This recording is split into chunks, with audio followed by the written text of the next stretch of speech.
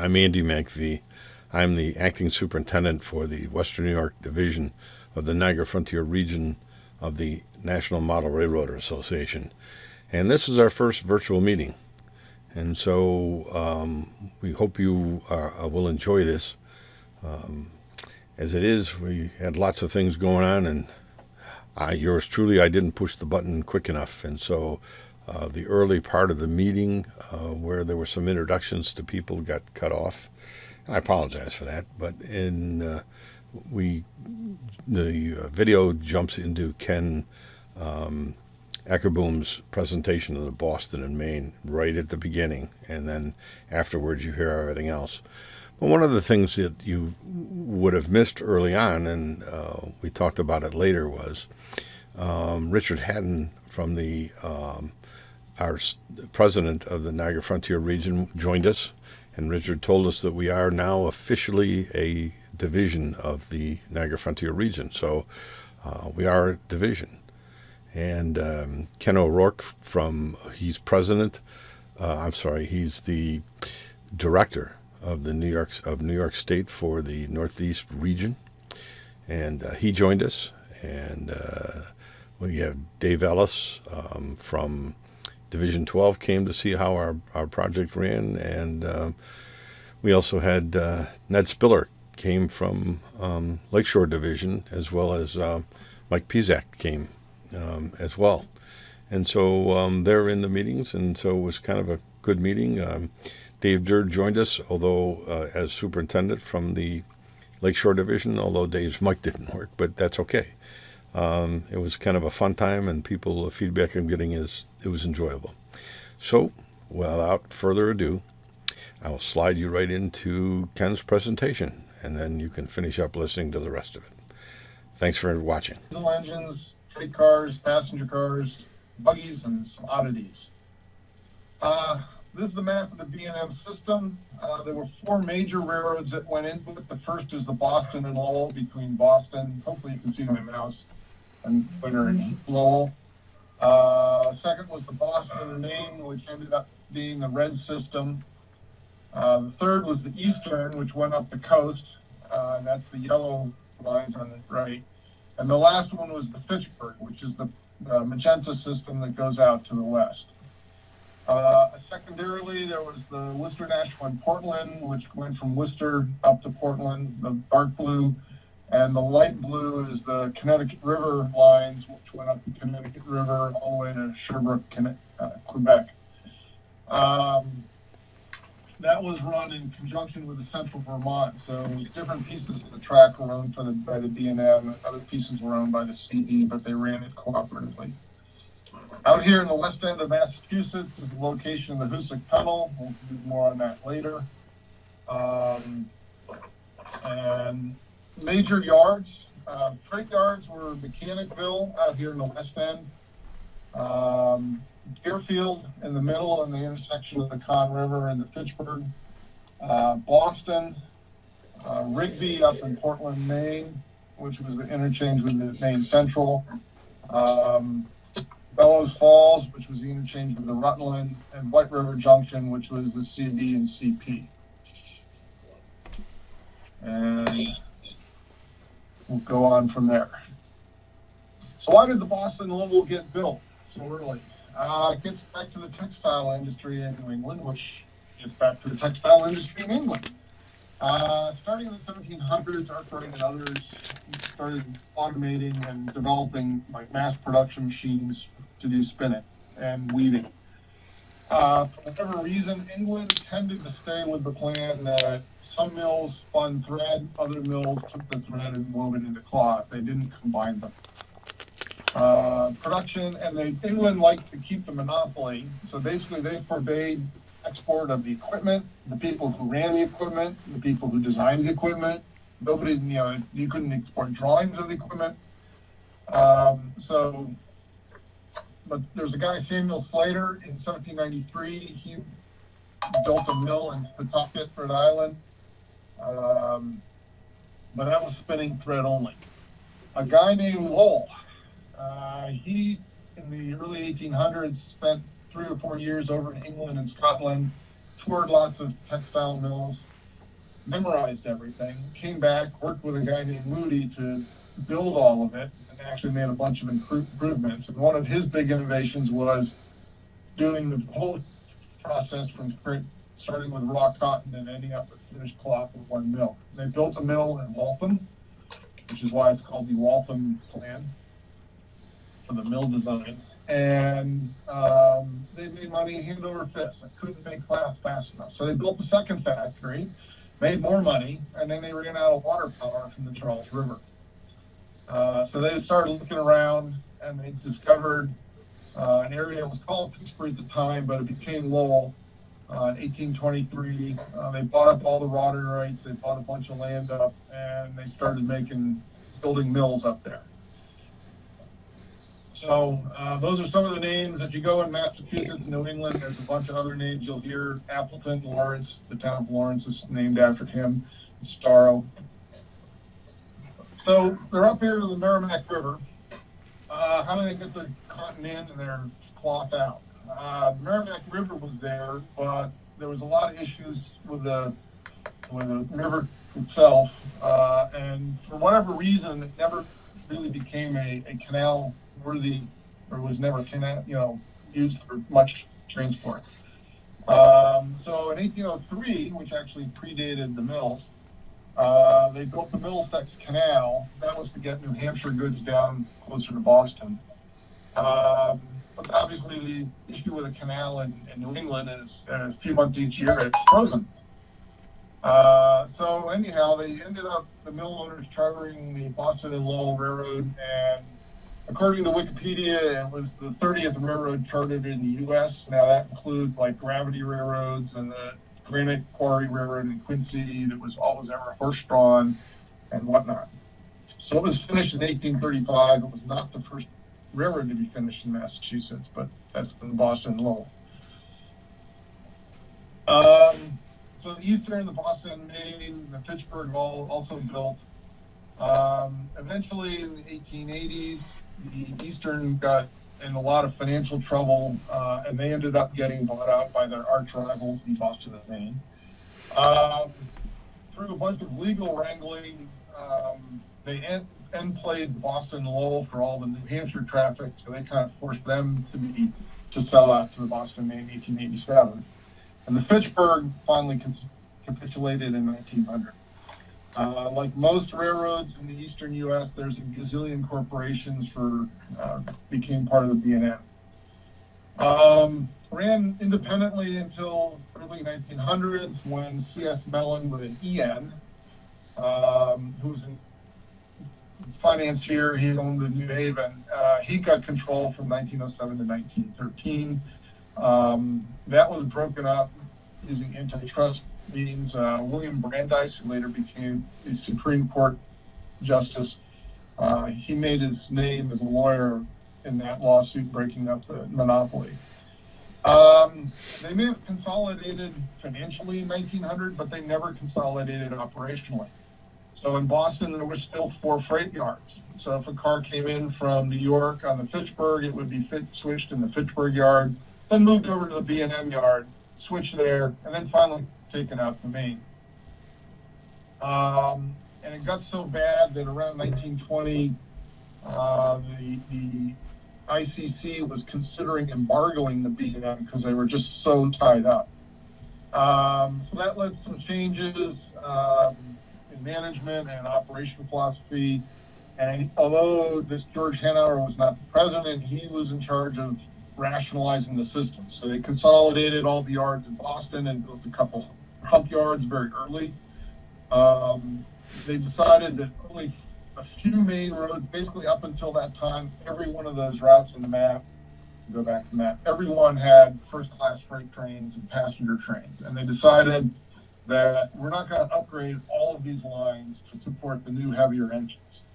So the main lines ended up being the Fitchburg line from Boston to the west. Passenger traffic went to Albany, freight traffic went to Rotterdam Junction. The Boston and Lowell and Northern Railroad up through here to White River Junction. The Boston and Maine, the red line up here to Portland.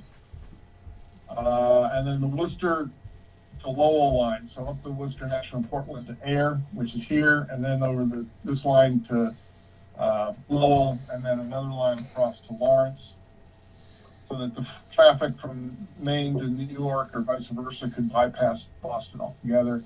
Secondarily, the Connecticut River line was upgraded, and the Cheshire that connected up into Bellows Falls was upgraded as well. So those were kind of secondary ones.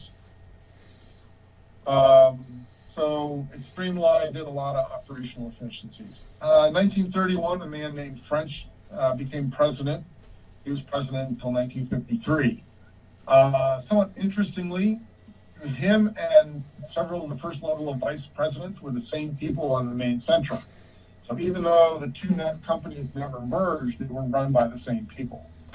And that led to a lot of consolidated orders for freight cars. So like they would order 1,000 freight cars, and 750 would go to the B&M, and 250 would go to the Maine Central or whatever.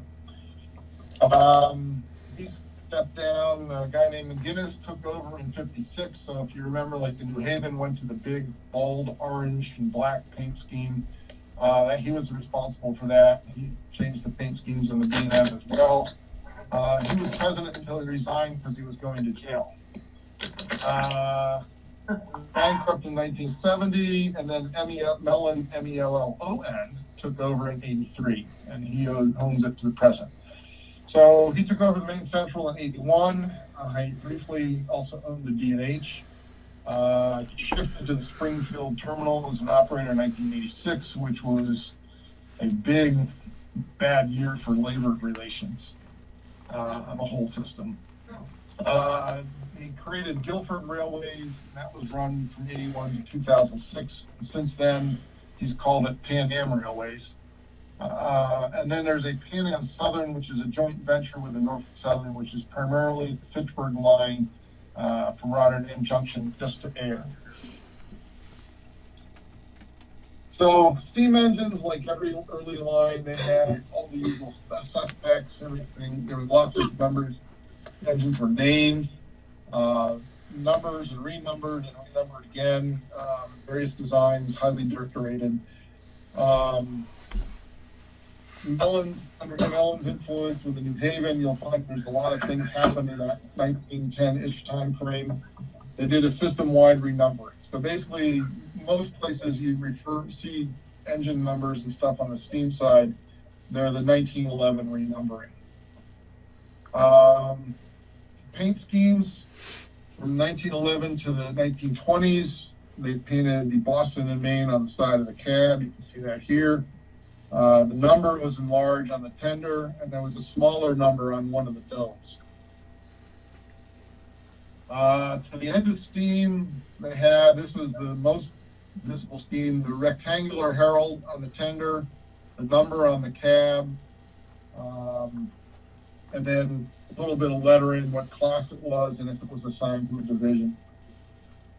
The third major paint scheme has been called by modelers the speed lettering.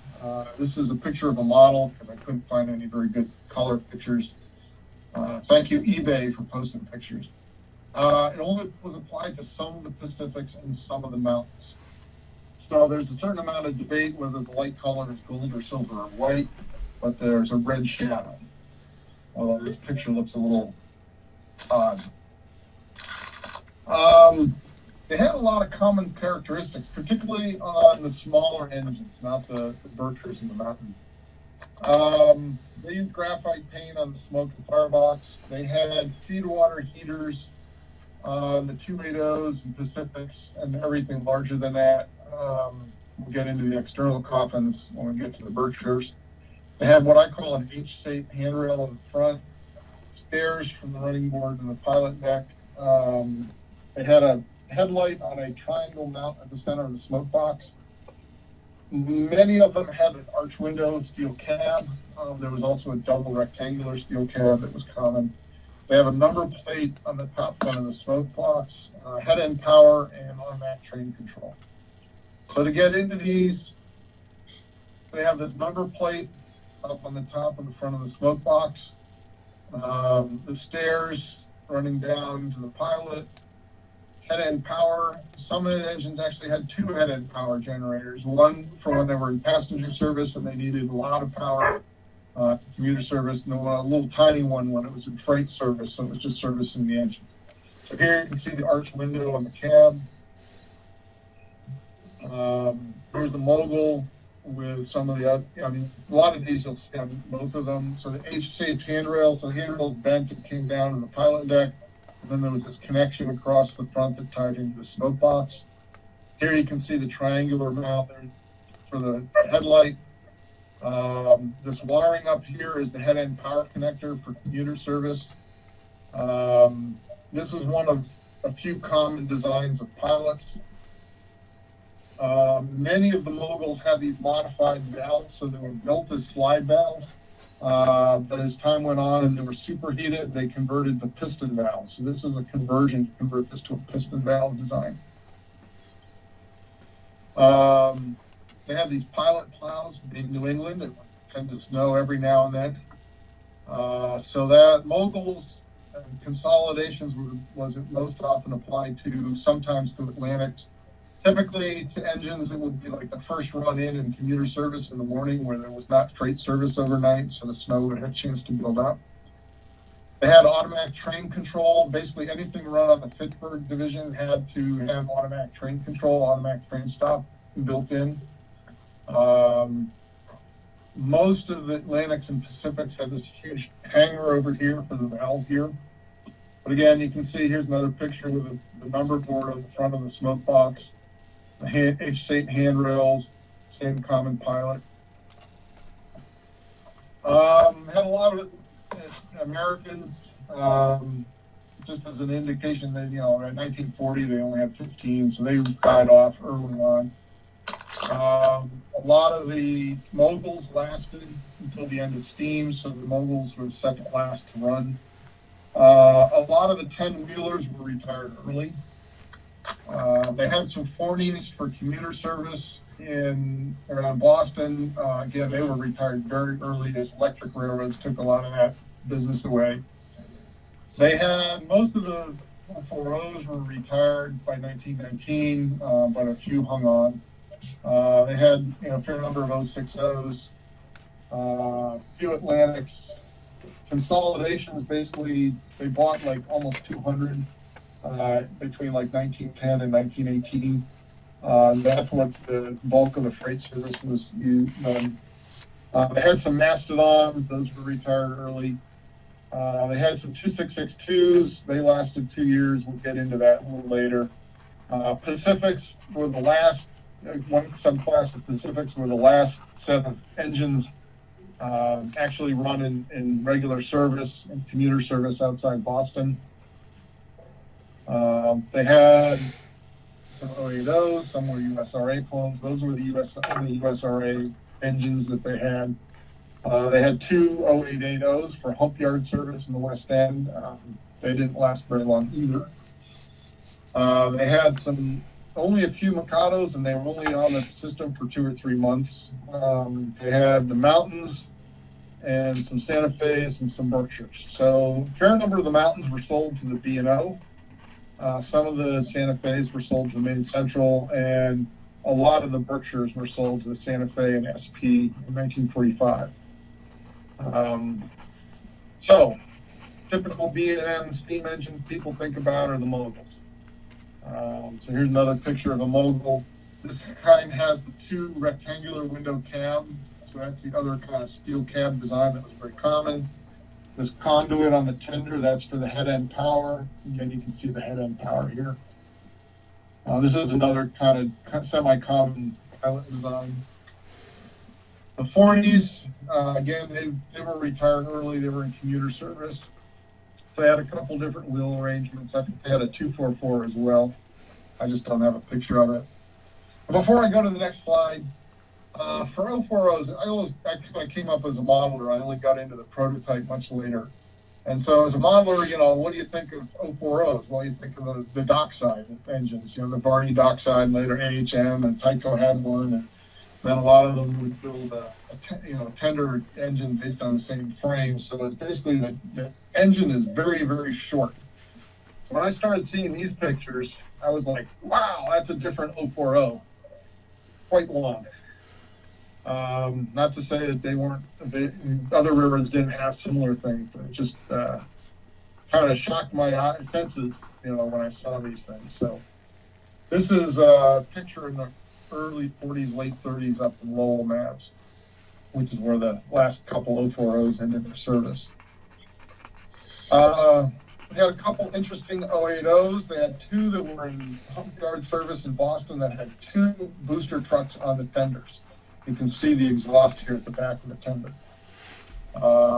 So they were always in the Somerville hump yards in Boston. Atlantic, they did not have a true trailing truck. They could pivot. It had a lot of lateral motion, but it was not a pivoting trailing truck. Nice inside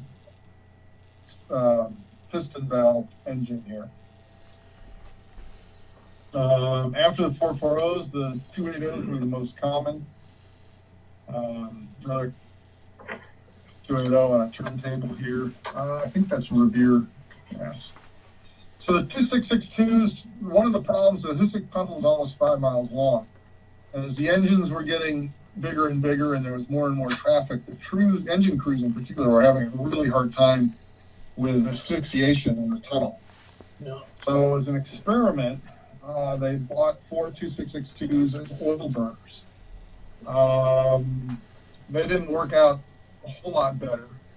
Obviously, you wouldn't have the cinders and things from coal, but you wouldn't coal engines. But basically, they were sold to the Maine Central, who converted them to coal and used them on the Mountain Division in 1912. They were replaced after they electrified the tunnel with Mellon, under Mellon's leadership. The 0880s were in hump yard service, as I said, and they were sold out to Bingham Copper in Utah. The B&M never owned any 282s. They went bankrupt in 1920, which is right around the time that 282s became popular. They had a lot of the consolidation, so they never actually bought it. They leased 5 from the Erie in 1942, and so you can figure, war traffic booming, they needed them. Well, they returned them after 2 to 3 months. They just never worked out on the B&M. They were too large an engine for all the small branch lines, and the tenders were so small that they were constantly having to refill with fuel and water on anything that the main line runs. So they just didn't work out. But they were the only Vanderbilt tenders that ever ran on B&M rails. And there were a couple other leased 282s later on, but they never got painted. And there's literally 3 photographs of these things in B&M paint. This is one of them.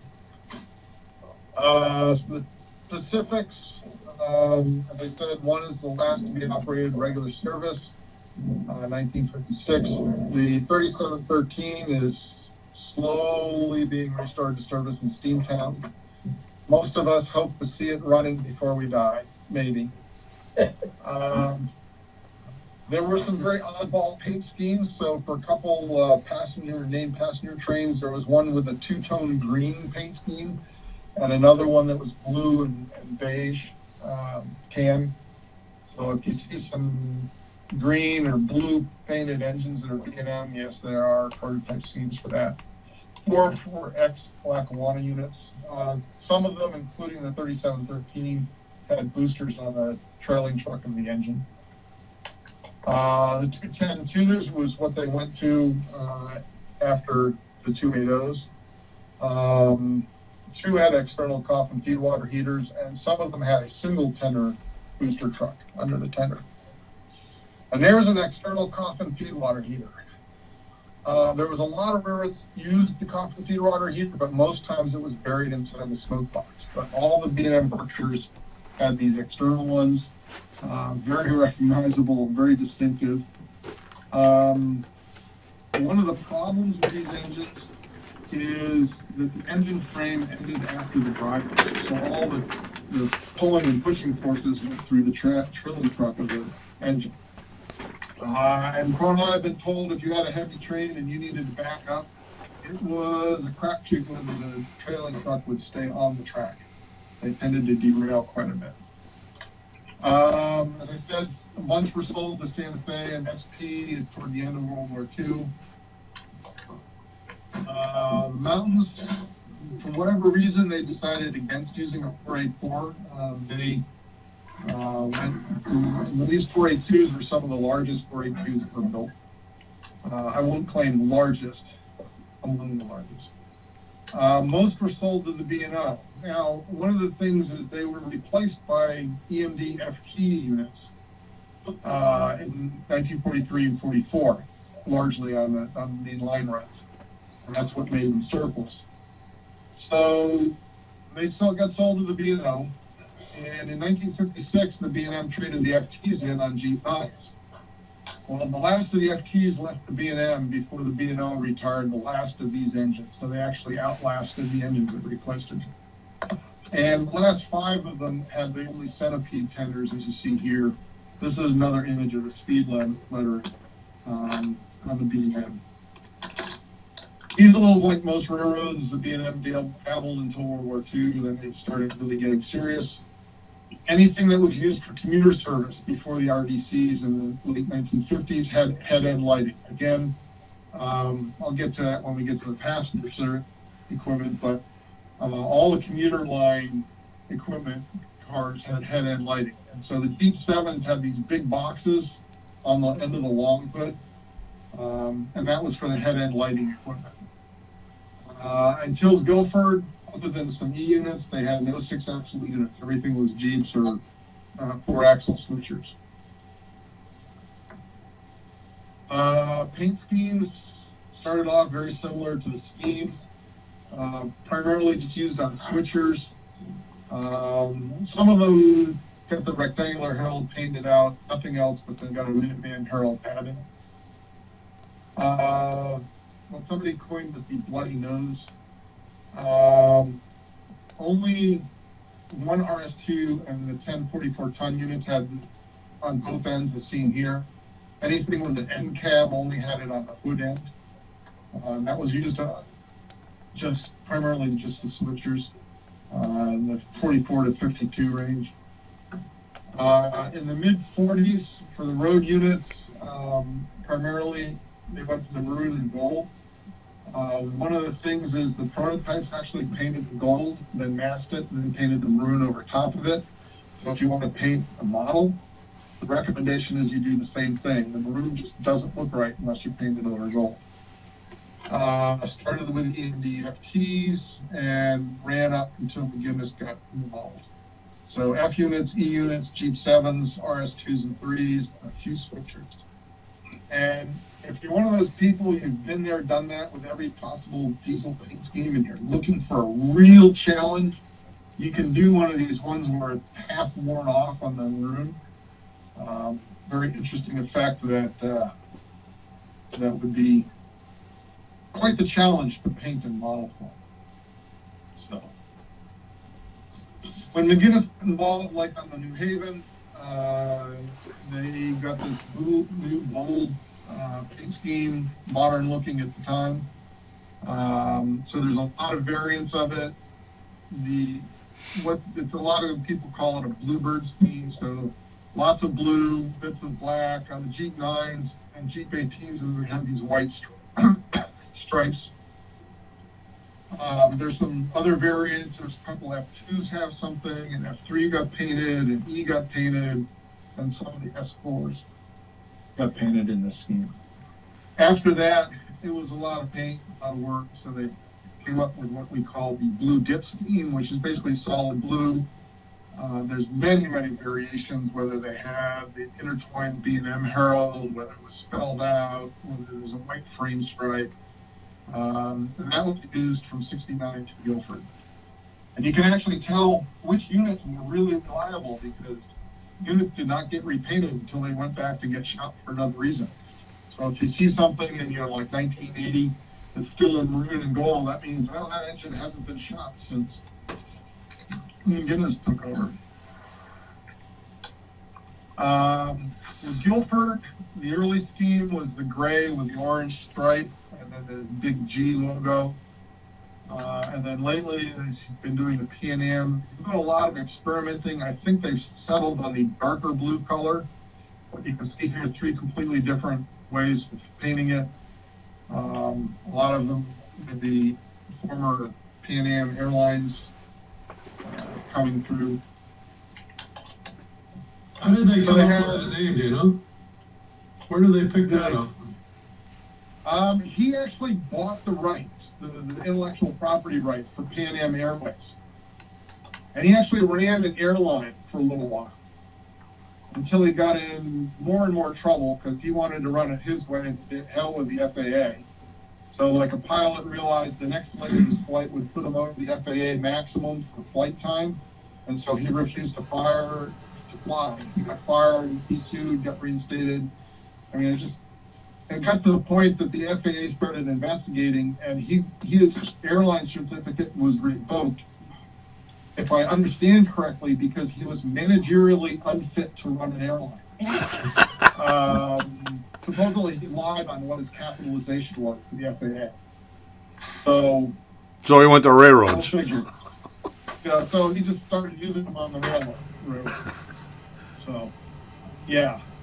So he actually owns the intellectual property rights, the Pan Am logo and that globe logo that you see on the end on this unit and the end here. He actually owns a trademark or copyright or whatever it is. So anyhow, so they started off. They had a few HH series. They had S1s, 2, 3, 4s, and 5. We're almost the only owner of S5s. Some of them later got rebuilt to S6 standards, so in some ways you can claim the B&M had every type of Alco switcher. They had some RS2s and 3s. EMD, they started with SCs, SW1s, 8s, and 9s, NW2s. The 23 AB sets, they were the A's and B's were connected with a drawbar. And what they found is there was actually, they ran them as an ABBA set. That was too much power, so post-war they got a bunch of F2s. 3 AB sets with couplers were used for passenger service, but they got 15 A sets to pair with FTs to just have an ABA flash up, which was more suited to their needs. They got some F3s, some F7s, and the F3s and 7s again were dual purpose, passenger and freight, and then the E's were passenger only. They got some BL2s. Those were traded in along with the FTs to get the Jeep 9s. No, those were on the Jeep 18s. The FTs and some other stuff were traded in for the Jeep 9s. So the Jeep 7s were the last to come from the factory in the maroon and gold. Jeep 9s, you saw the paint scheme earlier. Jeep 18s look very similar to the Jeep 9s. And then they didn't buy anything until 1973, when in 77 when they leased some newer units. And after this point, Guilford got involved, and he just kept buying dribs and drabs of used units. So there's just a gazillion, 3 of these and 6 of those and 5 of them and 10 of these and whatever. So I'm just not going to deal with what all they have now. They had some other oddballs. They had an Ingersoll Rand. It was their first diesel. Again, there was like 7 of these made, and like the Lackawanna or somebody had the other 6.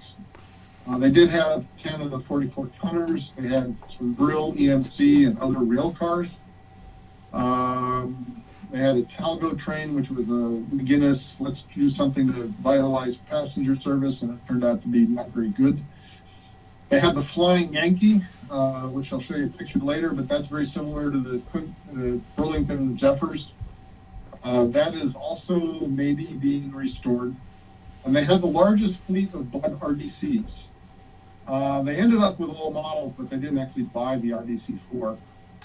So RDC-1s are all passenger, 2s are combines with baggage and passenger, 3s are RPO and baggage and passenger. The RDC-9 was a modified RDC-1 with just 1 engine, and they could squeeze another 2 or 4 seats in it. Had no control stand and stuff, so it had to be run in the middle of another or consist of other RDCs. And the RDC4, basically somebody was storing it in their shops and they couldn't pay the storage fees, so they just gave it to the VM for spare parts. That's how they ended up with the RDC4. But some of these, a lot of these were rebuilt over the years, some to just coaches. Some of them, I believe, went up to Canada. I forget if it's CN or CP, or both got some of them. So they've been all over the place. Here's a picture of the Flying Yankee. So you can see it's obvious, Burlington Zephyr lineage. It was known by several names over the years, depending on what train it was run, but most people call it the Flying Yankee. Again, getting back to the Mellon influence, 1911, the Pacific Tunnel, they had all the problems with its crews getting asphyxiated. So they electrified it. And these are direct copies of New Haven design electric engines that were used from Grand Central and or Penn Station up to New Haven.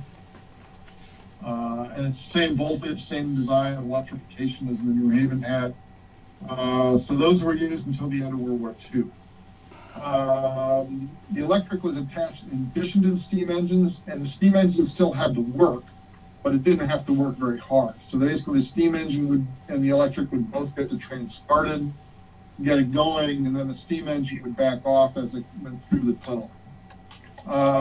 Eagle Ridge is just a couple miles east of the tunnel. North Adams is a few miles west. That's a fairly major town. It was possibly painted dark green in the first few years. The trouble with the electrification, and this is why they got a fair number of FTs during World War II, is it would delay trains by an hour to 6 hours.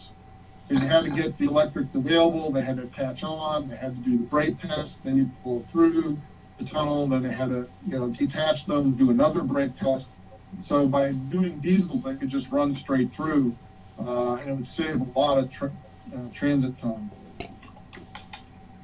Passenger cars, they had usual assortment, wooden truss rod followed by steel underframe and then later all steel. If you're looking at black and white pictures, before about 1940, it was green with imitation gold lettering, and the Boston and Maine lettering was above the windows.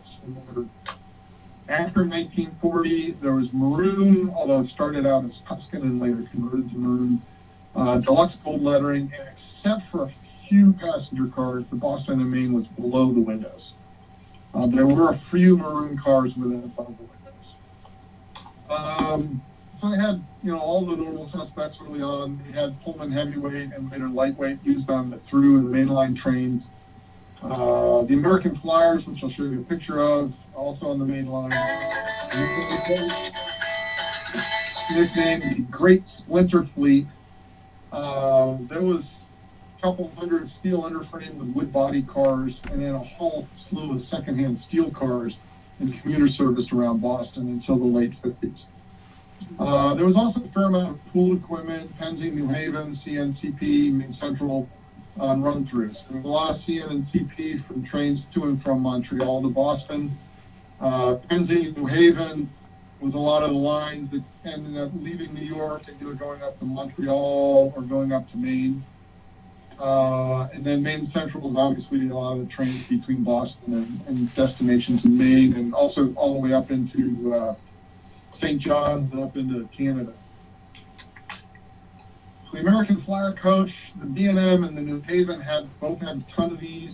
They're so named because after they came out, American Flyer made a model of them. And so that's why they're called American Flyer coaches. Built in Worcester, Mass. I forget who owned the plant at the time. If it was Pullman Standard or if it was the predecessor. The Great Splinter Fleet. So basically, commuter cars, they only needed light some part of the year. And they sat around for 20, 22 hours a day doing nothing. So rather than putting generators and batteries on them all, they put head-end power. The engine supplied the power. There was a conduit on almost all of them was external to the roof. And then it'd go down into the ends. Then there was jumper cables between each car and between the car and the engine. Wood with a steel underframe, although most of them still retain truss rods. They were built 1890 to 1910, 1915 timeframe. NMRA, Northeastern, whatever they're called now, is pretty close. So if you start looking at pictures of the commuter service, you'll see these head-end conduits on all the cars, including the steel ones. Freight cars get into lettering scheme. So early on, they didn't have any herald or anything. They just spelled out Boston and Maine, and then they had the car number. The first herald was, again, spelled out Boston and Maine on one or three lines. And then they had the B&M reporting marks. Love this picture illustrated it. Nice elevated rec. Oops. Then they went to the rectangular herald, and there's some few oddballs, but primarily it looks like this part here.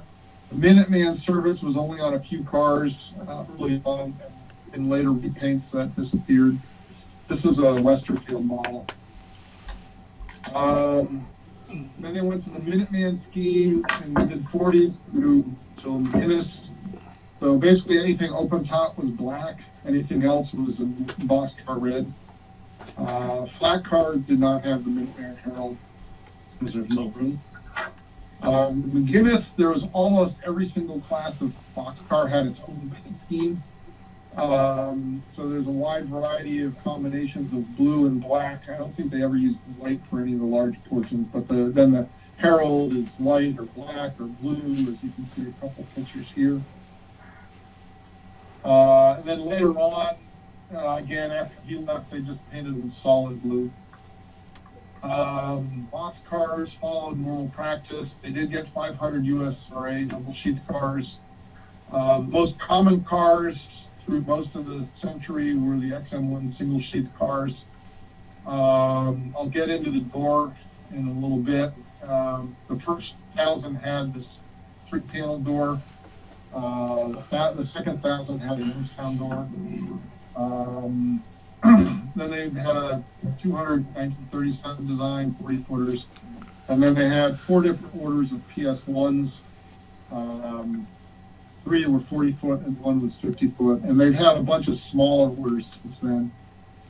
So here is the 3-panel door. And there's nobody who really knows where these came from. And as far as we know, they are unique to the Boston and Maine. Now, somebody coined the term reverse Creco, which I've never heard, never really understood, because it's not really reverse, it's just 3 panels. And nobody really knows sure whether or not Creco built them. Now, there's a Chicago Great Western also has a door called a reverse Creco, but that's a different design. So, anyhow. Gondolas, they had a lot of steel drop bottoms built in 1910 that lasted to 39. They got 1,500 of the USRA composite drop bottom coal cars. Gondolas used to be called coal cars.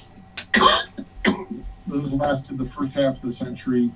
They got some more all steel drop bottoms in the mid-century. And then they had a few small groups in the 70s and 80s. Flat cars, they got 500 ex-New Haven cars in 1911. They had some other ones built in 1923. They got some built in 1957, Pullman Standards. They had some well-haul cars and depressed center cars built in 1941 to service GE. Then they've had some few modern groups in small quantities. Hoppers, they've had some 2 bays, but not a whole lot. They had 1,000 through 4 bays. They had a bunch of miscellaneous other ones. Some of them were leased on the railroads at various points in time. And then they have a bunch of covered hoppers, but they're lots of very small groups, 10 cars, 20 cars, 5 cars, things like that. They had some stock, not a lot. Most of the wood frame, underframe ones were retired in 1923. They converted some of the flats, and then they converted some of the single sheets boxcars. They had a lot of reefers for ice traffic. Mechanical refrigeration started, eliminating true ice boxes. A lot of those got retired. They had a couple hundred that they bought for banana reefers, banana service in Boston, but then Boston became no longer was a port for banana trade, so they were not too much use. The other thing interesting is they have a bunch of cars they labeled for the Mystic Terminal instead of the Boston and Maine. And the reason for that, somebody found an article in one of the railway magazines, basically for maintenance expenses. Because, as other railroads would repair their cars, they didn't really understand what it was that was broken. They would just kind of get this overall bill from whatever the clearinghouse that did that service for the AAR. So they labeled and set up a separate account for the Mystic Terminal, so when those cars were repaired, they could understand what was being repaired and what failed and how it failed. They could try and figure out, what things were more reliable than others. Draft gear, trucks, air brake equipment, all that kind of stuff. Just the overall design. So you will see some labeled for MTC. It's If not. you aren't modeling the B&M, what B&M should you model? Up until 50s, the signature cars would be the single chief design. A lot of them were sold to the Wellsville, Addison, and Gilton down in southern tier in northern Pennsylvania. Also, a bunch were sold to Ford Dodge, Des Moines, and Southern. In the 50s through even the 80s, one of the PS1s, one of the McGinnis designs. They have the most cars in service as well as most probability of getting offline. So, box cars, flat cars, gondolas, they would be gone for years at a time. The last flat B&M car with KC brakes was a flat car, one of the 1923 flat cars. It was getting to the point that the AAR was going to ban them from interchange service. And they actually had to find this thing, go out, ask Missouri Pacific to not load it and to send it home unloaded so they could get the brakes changed out, because it had been gone for over 2 years. Cabooses, they're not cabooses, they're buggies. And the thing that stuck up above the roof is a monitor. So the paint scheme is basically a boxcar red or brown side with a bright red end. Pre-1940, it was just letters and numbers. Minuteman was applied, in the same era as everything else. And then McGinnis was the blue and black schemes. So they had a few four-wheel bobbers. Only a couple survived past into the 40s. They had 1,000 or more of these wood with truss rod. Some of them got a steel center sill, narrow monitors. So you can see here, they have a long, narrow monitors, not anywhere near as wide as the body. And there was, depending on the car type, some of them had like a captain's chair on a swivel that was on a platform in the center. Some of them just had a really narrow, single person, like facing both ways, seats like a regular caboose would have. They had some steel ones. They had a steel underframe set built by Laconia. They had some clones of Penzi and New Haven designs. They did buy some Lehigh and New England used equipment. They had an assortment of other things. There was some transfer cabooses. They would take passenger cars, particularly at Combine, and just relabel them to be a caboose service. So they converted some milk cars. Getting on to some of the other physical plants, so the Hoosick Tunnel is almost 5 miles long, as I said. They had a center shaft in it for both construction, so they had 4 working faces instead of 2. And then they used it for ventilation after that. It took over 25 years to build, almost bankrupted the state. The state actually took over construction. It was the first big dig. Pioneered the use of steam and later air drills for drilling for the dynamite blasting, the first use of nitroglycerin. It's the longest tunnel still active in North America east of the Mississippi River, and was longest in North America until 1916. Although now, with that statement, it's still in active use. It begs the question, okay, what's the longer tunnel that they're no longer using east of the Mississippi? It was originally double-tracked, and like many double-track tunnels in the eastern U.S., it's been single-tracked, and you wonder now, as you watch a train go through, how in heck they ever got 2 trains side by side through it. But I know they did in double-track days. They did have to take in the marker lamps from the cabooses or the back end of the passenger trains because there was not enough clearance for them. They had an interesting stationed in Salem, Mass. It had this huge stone facade. Of course, the rear of it was just all like board and batten, cheap as crap construction, but the facade was pretty interesting. They had what I call wide gather switch rails, or guardrails. A few different designs. So some of them had all this right angle bend and then a parallel. Some of them, I've put these pictures up in North Conway. As far as I know, they're still in use up there. Where they just kind of gradually tapered in and there was parallel right through the points and then tapered out. I would not be surprised if there's still one or two of these used in some branch line used for freight. They have these horizontally folding drawbridges all over the eastern part of the system. The last one was just replaced maybe 5 years ago, and I think these pictures are of it. So basically you have a head frame and then the girders to support the rails. You'll note there's no cross ties. That's because this cross piece here, this section on the other side, they're hinged.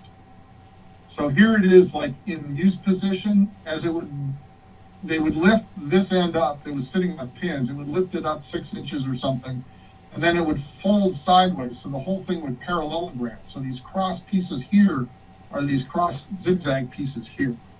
So it parallelograms, so the two girders are right next to each other when they're in open position.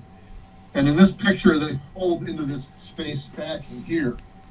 Okay, so they have the pilings here to protect them as the boat traffic goes through. So there were 3 or 4 of them right around Boston, and there was a few others elsewhere in the system as you go up the coast. They had ball signals. They had the last operating ball signals in the U.S., if not the world, with Maine Central and Wedgefield, New Hampshire. So the color picture is a picture of that system.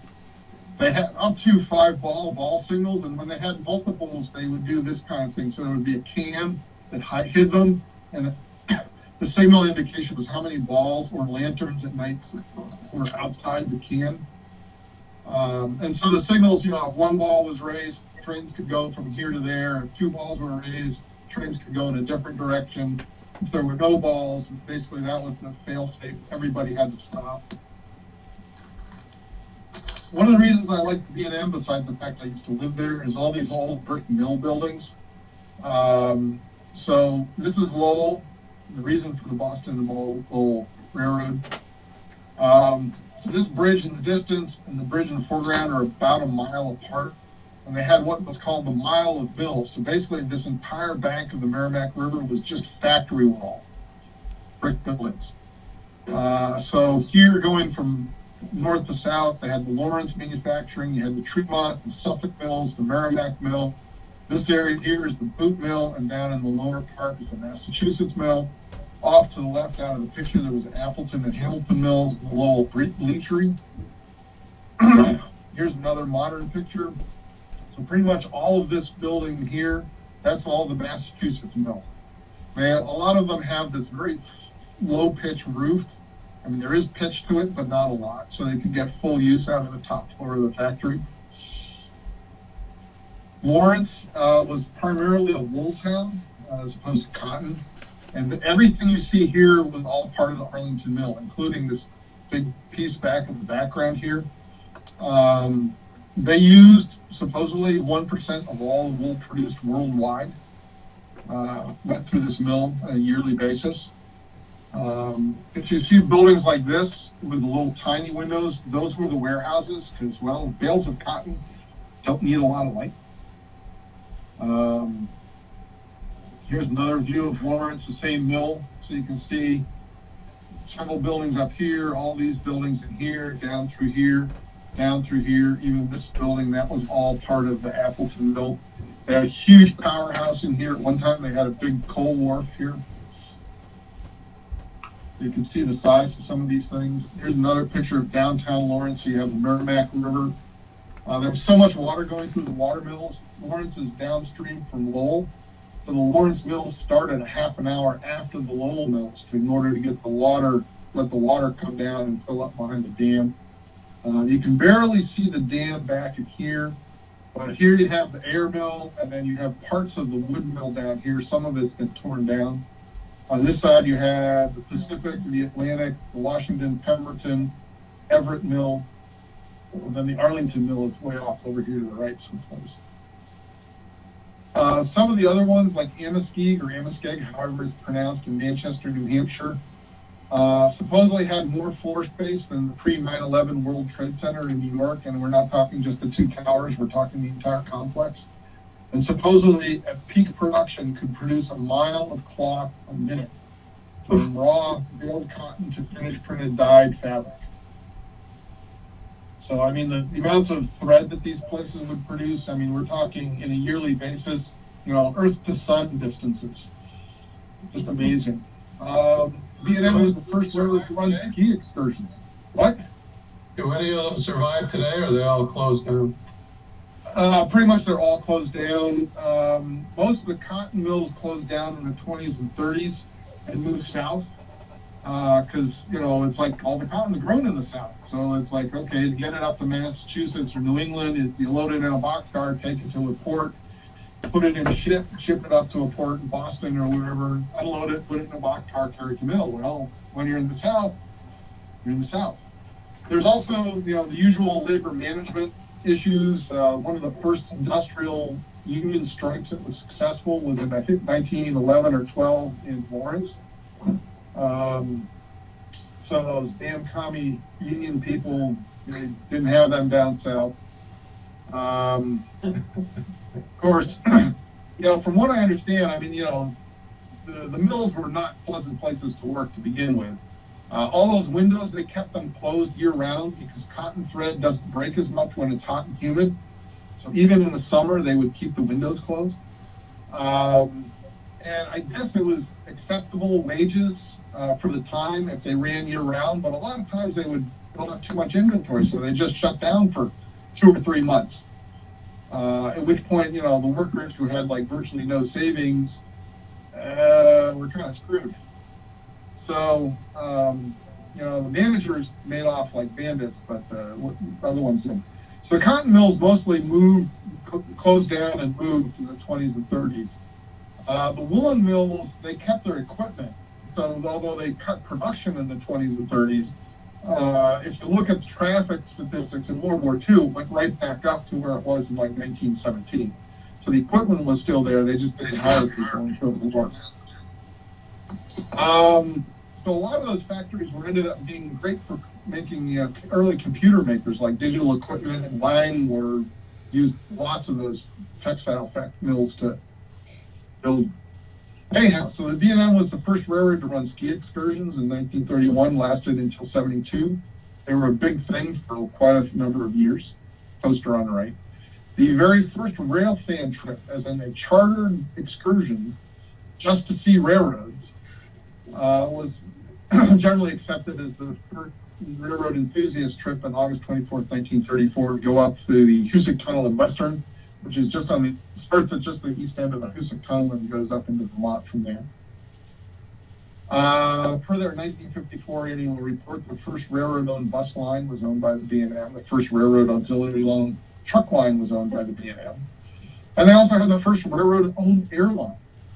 And as a matter of fact, they owned it so early that the Civil Aeronautics Board, when they forbade railroads from owning airlines to preserve competition, grandfathered the B&M in. It's called the Boston, Maine, Central Vermont Airline, and owned by the B&M, the Maine Central, and the Central Vermont. But what the CAB did is they said, you can't fly to anywhere that you haven't already flown. And so basically it had flown from Boston to various cities and towns in Massachusetts, New Hampshire, Vermont, and Maine. Never had flown to New York. Well, after World War II, they finally realized, oh, the big money is flying people to New York. And since they couldn't really do that, they ended up selling off. It became Northeastern Airlines, which in the mid-70s, I believe, became part of Delta. So they had 2 of these crossing barriers with this barrier that came up out of the street. Apparently, the few times it was tested, it was very effective stopping the car, much to the detriment of the car. But I guess, with New England, with snow and ice, and you get gravel and sand and dirt down in them, I guess it was probably quite a pain in the butt to maintain, so they're gone. This is actually in the town of Wayland. I lived 2 miles away from here, although this was long gone by the time I lived there. So all the steam photos came from the Edward Ozog site. There's a lot of stuff on the B&M Railroad Historical Society site. If you're interested in more stuff, there's also James Van Volkelen has a site. There's a discussion group in groups.io. You can use Google or Bing, books. So there's a lot of different sources. So that's about it. Hopefully you've enjoyed it and learned something interesting. Questions, comments? Did the Boston and Maine go to the South Boston or north, you know? No, just the north half, the North Station. At one point, the North Station was the second highest traffic, passenger count of any railroad station in the U.S. This is 1910, 1915 timeframe. The highest was Boston's South Station, which served the Boston and Albany, the New Haven, and what was the other railroad? Whatever. And I'm guessing that's before Penn Station in New York was built. So in New York City, all the railroads that came in over New Jersey, they had stations, separate stations in New Jersey, and there was ferries to go across the river, or the path tubes.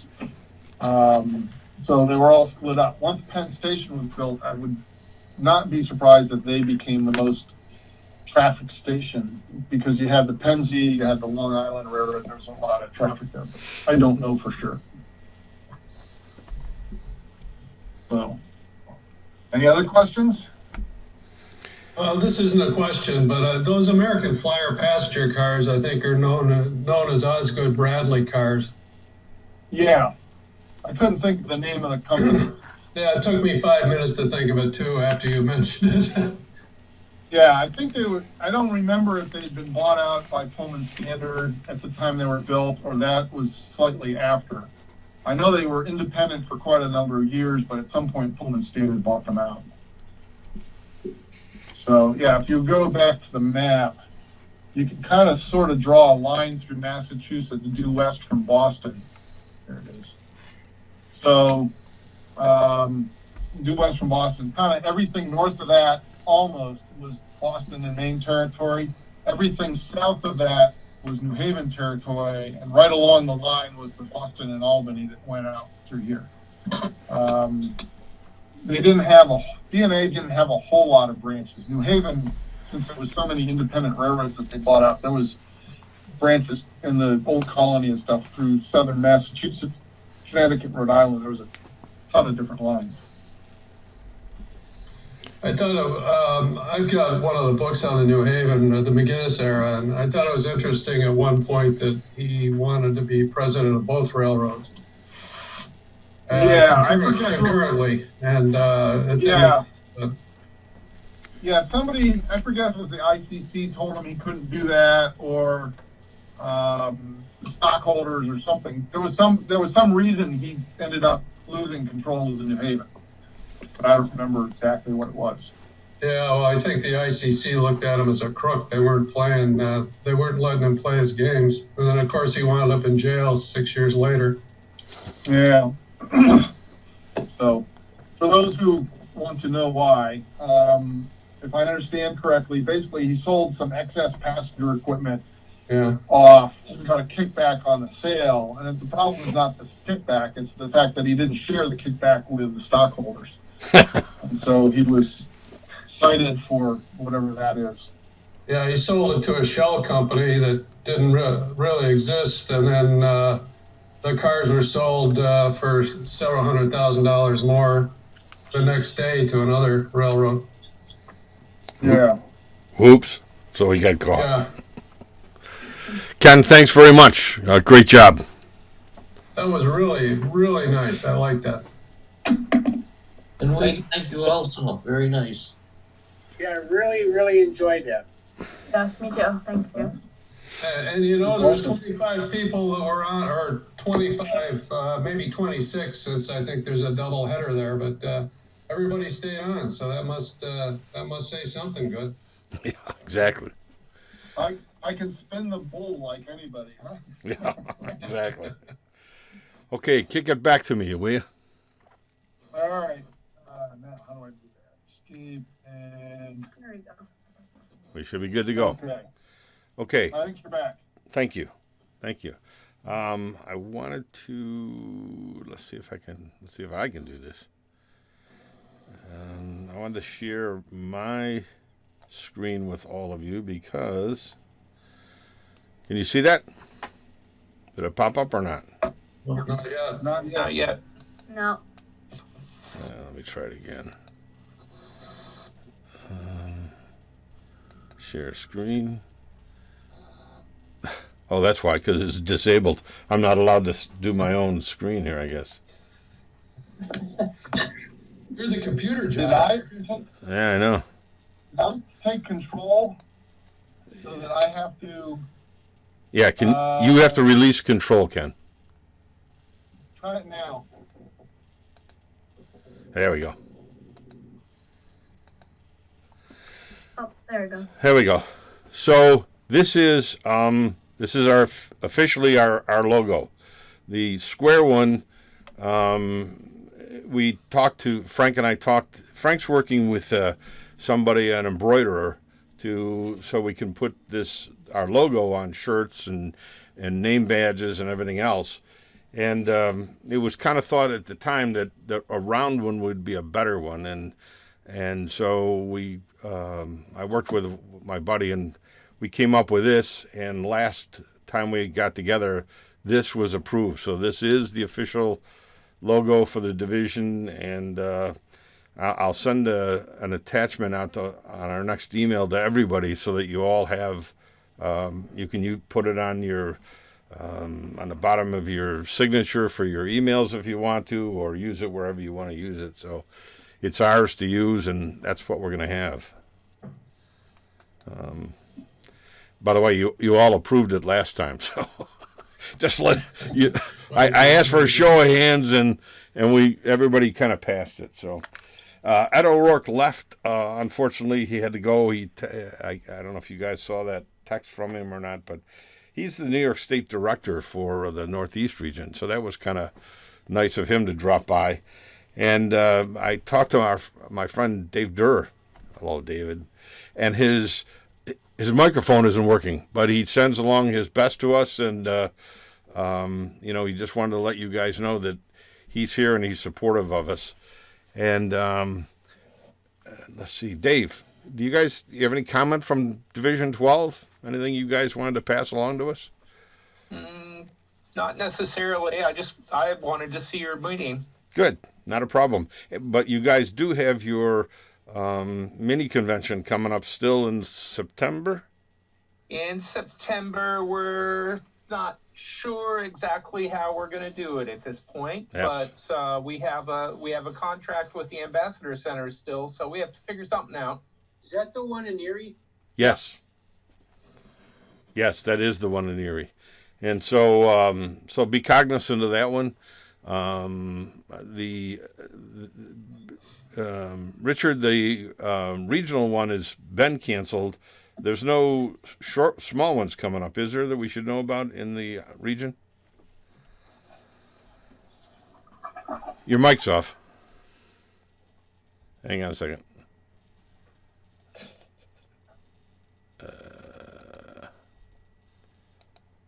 Try it. No.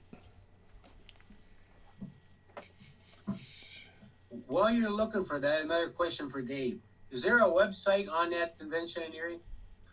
All it has right now is save the date.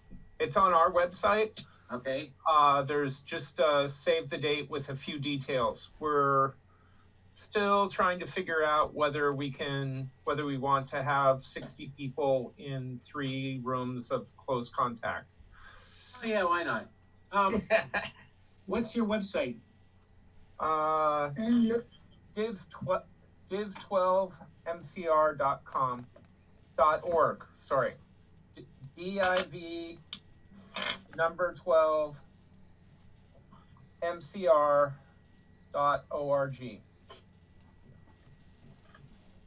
Okay, Richard, for whatever reason, Richard Hedden, your mic is off, and I can't find a spot here to flip it back on. I turned it on. Oh, there you go. Was there anything from in the region that we should know about? Any convent? Any? Right now, we've got there's nothing going. Anything we had going has all been canceled. Local train shows are all toast. Right now, the next thing up here is a Brampton train show. That's October. Right. Gotcha. Okay, and Ed Spiller, you got anything for us? Nope, I'm just enjoying the presentations and everything. Good. Well, thank you for coming, Ed. We appreciate that. We're gonna try and talk to you at some point about the AP stuff. So we're kind of looking forward to talking to you about helping us get our bearings. Richard is the not only the president, but he's also the head of the AP for the region. So we're looking for help from anywhere we can get to understand what we need to do to get our program off and running. Gary is going to head that up for us. Okay. So He has my email address. If you have any questions? I don't, Richard, I'll make sure that I send out your email to everyone as well. I don't have his, but Andy, if you can get that to me. I can, yes, I'll make sure. You want Ed's and Richard's both. I'll make sure you get them. Right. Okay. Thank you. Are you part of? Do you have access to Dropbox? Yes, I mean I do. No. Because I have set up a thing in there for the AP chairs where all the forms are. They can just go get them. Okay, so Gary, I can help you with that. We'll, if he's got that, we'll be able to grab it. That'll be good. Okay, well, A link for me at the Lake Shores Division website. oh, thanks, Ed. That's great. Okay, so I thought it was a great meeting, and Richard, thanks for telling us we're officially a division now. So I think that makes a lot of us happy. And Frank, any closing comments? Except for your mic was off, Frank. That's the best he sounded. I know. He sounds really good this way. Andy? Yeah? Andy, while we have people online here, and the topic of train shows was brought up by Richard a little while ago, I'll just give an update on the Batavia show. Okay. We are still planning on having the event in November. Right now, 80% of our vendors are renewed for that, and we're selling out the remaining tables as we speak. So as far as I know, if the college is open, which my contacts there, of course, have been cold for a while, but we assume that things are going to be running again in November. So look forward to seeing you all there. I know we have both the Western New York Division people and the LSD people coming by and attending very heavily. As Dave Durr, do you want to make any other comments about Dave's plans we have? Dave's mic isn't working. Yeah, so we can see him, but that's all we can do. So Dave, you I know you're gonna have a release in the LSD newsletter. Do you want me to? Okay, Dave's giving me the okay, but I'll just give you a little heads up on another event that we are going to be running in conjunction with the Batavia Train Show. And Andy, I think you know a little bit about this already. I do. And this is going to be our first event for the Railroad Prototype Modelers Western New York area. And we're going to have a separate room there for an RPM meet during the Batavia show. The details are still being worked out, and I think Andy, you probably know about as much about this as anyone. Of course, I'm on the logistics side of it with the facility and things, but We've got a bunch of people involved and planning is underway. Dave Durr is spearheading this effort, doing a great job of it, and we look forward to having that event running in conjunction with the November train show, which November 15th. And details are going to be on the website gsme.org.